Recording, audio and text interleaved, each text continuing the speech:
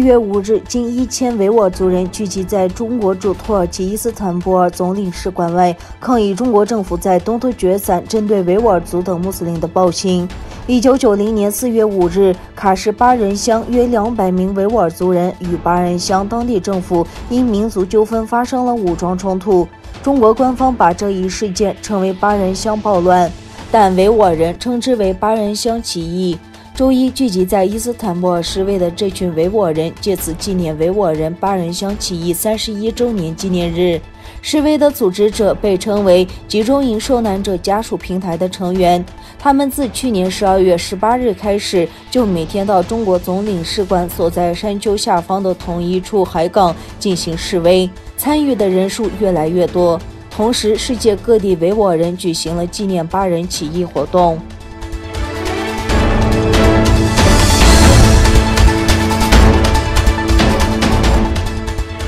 日本呼吁中国结束在东海的威胁，并解决东突厥散和香港的侵犯人权行为。据日本外务省说，日本外相茂木敏充同中国外长王毅通电话，茂木敏充则是对中国海岸警卫队入侵尖阁诸领海、南海局势、香港局势以及维吾尔人的人权状况表示严重关切，并敦促采取具体行动。日本外相表示，日方深为关切侵占东海有争议的尖阁诸岛周围的日本领土，并呼吁中国停止活动。茂木敏充还呼吁中国解决维吾尔地区和香港特别行政区的侵犯人权行为。会议讨论了保持两国在公平公正贸易、武汉病毒和气候变化领域合作的重要性。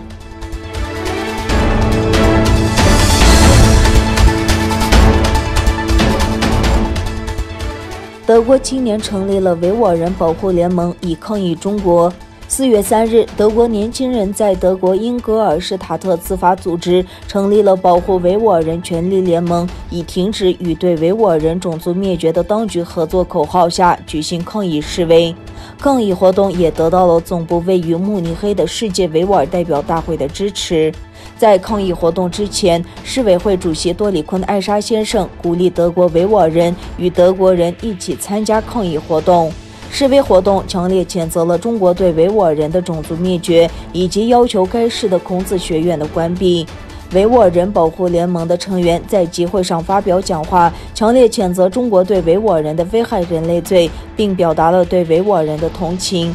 除德国青年外，还有近200人参加了示威游行，其中包括一些政府官员、土耳其组织的成员以及来自各个德国城市的维吾尔人。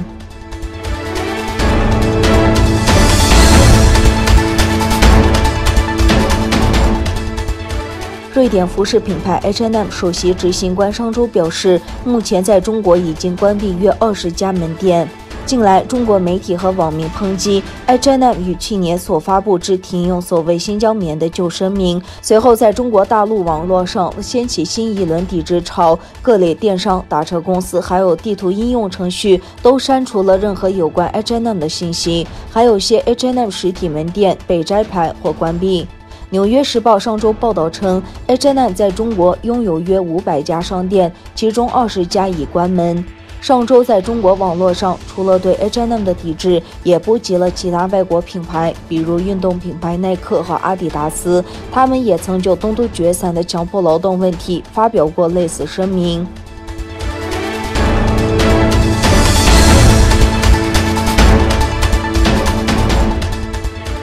自2月1日军方发动政变推翻民选政府以来，该国民众已运用许多方法发动示威行动。该国军队持续对示威群众使用致命武力，导致示威开始至今已有至少570名缅甸人民不幸丧命。根据缅甸援助政治犯协会数据，从2月军事政变以来，截至4月5号，共570人在政变中丧生，并2728人遭到关押。另一方面，居住在缅甸东部省份泰国边境上的许多平民正逃离家园，因为他们预计该地区会遭到军方的空袭。